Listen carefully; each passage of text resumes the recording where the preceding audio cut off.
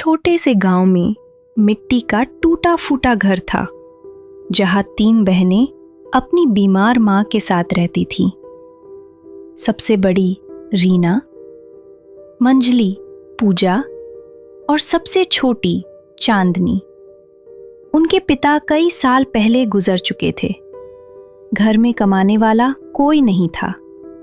कभी कभी तो ऐसा होता था कि तीनों बहनें सिर्फ पानी पीकर सो जाती थीं। फटे हुए कपड़े, टूटी चप्पलें और बरसात में टपकती छत। लेकिन सबसे ज्यादा दर्द इस बात का था कि गांव में कोई उनकी मदद नहीं करता था। पास में ही उनके चाचा चाची रहते थे, जिनके घर में हर चीज थी। अच्छा खाना, अच्छे कपड़े, पैसा। लेकिन दिल, वो बिल्कुल पत्थर के थे। जब भी कोई रिश्तेदार उन बहनों का हाल पूछने आता, चाची तुरंत बोलती, अरे मत पड़ो इनके चक्कर में, इनकी माँ तो बस नाटक करती रहती है। और चाचा गांव वालों से कहते, इन लड़कियों से रिश्ता मत जोड़ना, बहुत मनहूस हैं ये। धीरे धीरे गांव वालों ने भी उनसे दूरी बना ली। एक रात उनकी मां की तबीयत बहुत ज्यादा खराब हो गई। सांस लेने में तकलीफ हो रही थी। तीनों बहनें रोते हुए उनके पास बैठ गईं।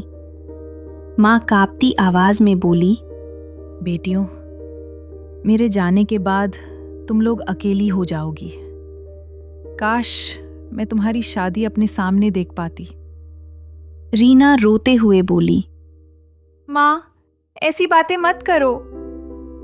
लेकिन मां जान चुकी थी कि अब उसका आखिरी समय आ गया है। उसने तीनों बेटियों का हाथ पकड़ा और कहा, एक दूसरे का साथ कभी मत छोड़ना। पूरा घर चीखों से गूंज उठा। तीनों बहनें अनाथ हो चुकी थीं।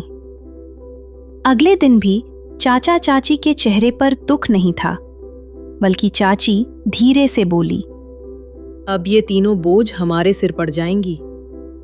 रीना ने सब सुन लिया, लेकिन वो चुप रही। कुछ दिनों बाद गांव में एक अच्छा रिश्ता आया। लड़का सरकारी नौकरी में था, लेकिन चाची ने जाकर लड़के वालों से कहा, इन लड़कियों का चरित्र अच्छा नहीं है। रिश्ता टूट गया। ऐसे ही हर रिश्ता टूटने लगा। हर बार चाचा चाची झूठ बोलते, बदनाम करते। एक रात रीना पानी लेने बाहर गई थी। तभी उसने चाचा चाची की बातें सुन ली। चाची हंसते हुए बोल रही थी, जब तक ये तीनों कुंवारी रहेंगी, इनका घर और जमीन हमें मिल जाएगी।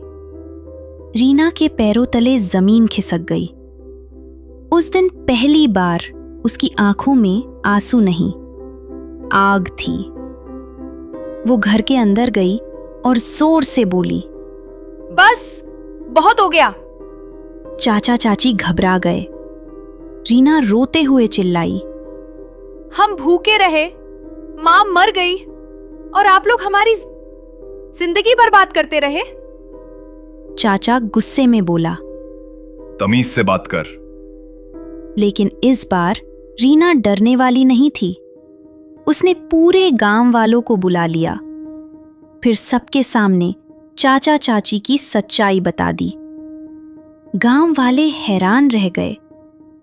एक बूढ़ी औरत बोली, शर्म आनी चाहिए तुम्हें, अपनी ही भाई की बेटियों के साथ ऐसा किया।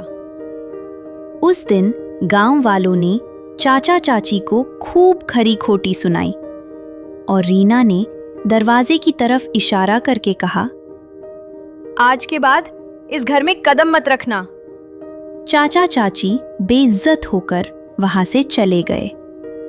अब तीनों बहनें बिल्कुल अकेली थीं, लेकिन कमजोर नहीं। लीना ने गांव के बच्चों को पढ़ाना शुरू किया। पूजा लोगों के कपड़े सिलने लगी और चांदनी घरों में मेहंदी लगाने लगी। धीरे धीरे उनकी मेहनत रंग लाने लगी। एक दिन वही गांव वाले जो पहले उन्हें मनहूस कहते थे, अब उनकी तारीफ करने लगे। कुछ साल बाद रीना एक स्कूल टीचर बन गई। पूजा का अपना बुटीक खुल गया और चांदनी की शादी एक अच्छे परिवार में हुई। एक दिन तीनों बहनें अपनी माँ की तस्वीर के सामने खड़ी थीं। रीना मुस्कुराकर बोली, माँ, हमने हार नहीं मानी। और ऐसा कहते ही तीनों बहनें रोते हुए एक दूसरे के गले लग गईं। कहानी की सीख: मुश्किलें इंसान को कमजोर नहीं बनाती, बल्कि उसकी असली ताकत दिखाती हैं। रीना, पूजा और चांदनी के पास कुछ भी नहीं था, फिर भी उन्होंने हार मानने के बजाय मेहनत करना चुना। इस कहानी से हमें यही सीख मिलती है कि अगर परिवार एक दूसरे का साथ ना छोड़े तो सबसे बुरा वक्त भी गुजर जाता है। और याद रखिए, गरीबी हार नहीं होती, हिम्मत हार जाना असली हार होती है। अगर आपको ये कहानी पसंद आई हो तो वीडियो को लाइक करें, चैनल को सब्सक्राइब करें और ऐसी ही इमोशनल स्टोरीज के लिए जुड़े रहें।